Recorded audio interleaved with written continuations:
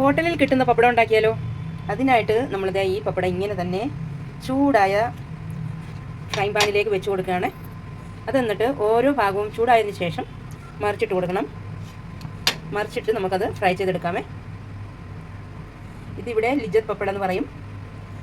അപ്പോൾ അതാ കണ്ടോ, ഇത് ഹോട്ടലിൽ നമുക്ക് ചുട്ട് തരുന്ന പപ്പടം മാതിരി ആയിട്ടുണ്ട് കേട്ടോ.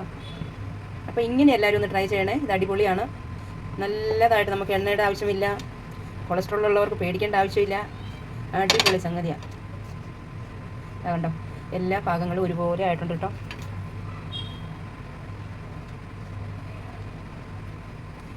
ഇങ്ങനെ നമുക്ക് ഫ്രൈ ആക്കി എടുക്കാം കേട്ടോ. ഓൾമോസ്റ്റ് ഫ്രൈ ആയി കഴിഞ്ഞിട്ടുണ്ട്.